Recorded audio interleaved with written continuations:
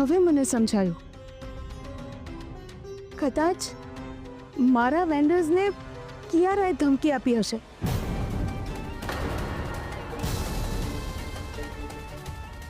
અને એટલે જ એમણે સામાન આપવાની ના પાડી.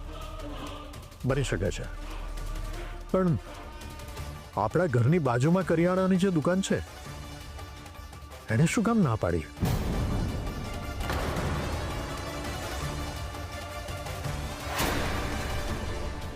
મને નથી સમજાતું. હવે શું કરીશું મમ્મીજી?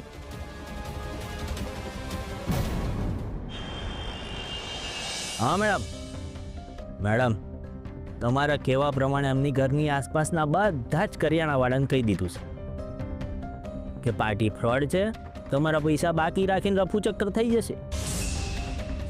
એટલે હવે મને નથી લાગતું કે એમાંથી કોઈ પણ એમને સામાન ઉધાર આપે. Very good. જો તમે બરાબર કામ કર્યું હશે ને તો તમારા મહેનતાણા ઉપરાંત હું તમને ઇનામ પણ આપીશ. ઓહો.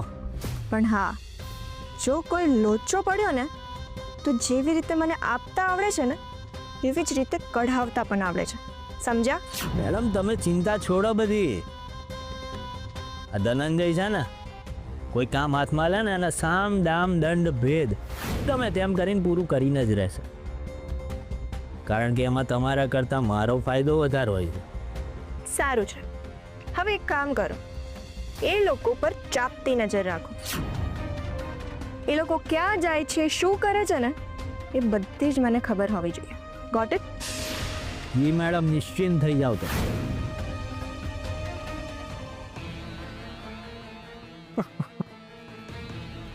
મારી બેટી બહુ હોશિયાર છે.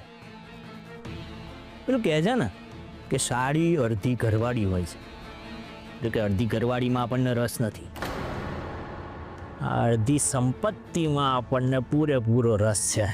જો ધનંજયે મારા કહેવા પ્રમાણે બધું કર્યું ને તો બહુ જ મજા આવશે.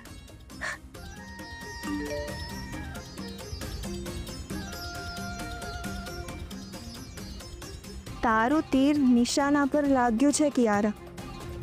કોઈ એમને ઉધાર આપવા તૈયાર નથી. બંને જણા ખાલી હાથે આવ્યા છે. યસ ક્રિશ, જો તને કોઈ કરિયાણું જ નહીં આપે તો તું લોકોને ખવડાવીશું. હા, એક વસ્તુ છે, તું ચોક્કસ કહીશ, લોકોની ગાળો. કિયારા, તું ત્યાં શું કરે છે બેટા? ચાલ ને જલ્દી જમી લે ને. હા બા, આવી. ઠીક છે, જલ્દી આવજે. હો, મને તો બહુ ભૂખ લાગી છે. હા, આવું છું, 2 મિનિટ.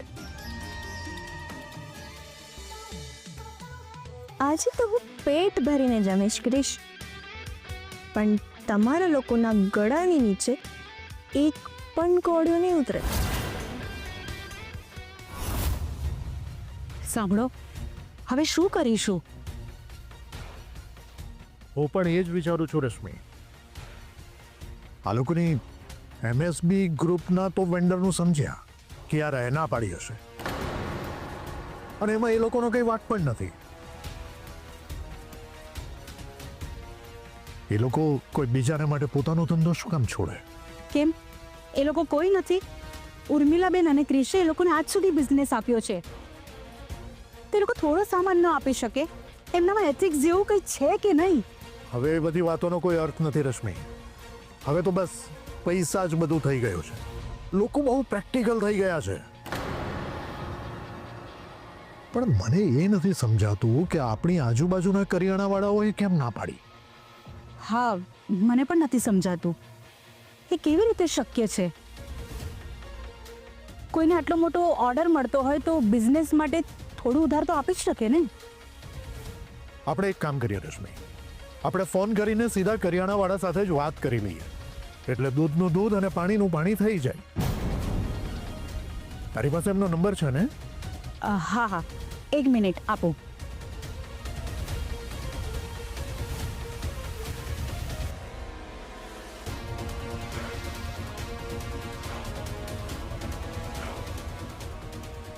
હા, આવ્યા.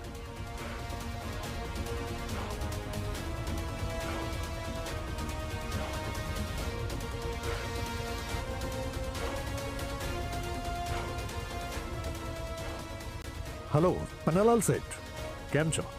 મજામાં? હા, અમે પણ મજામાં છીએ.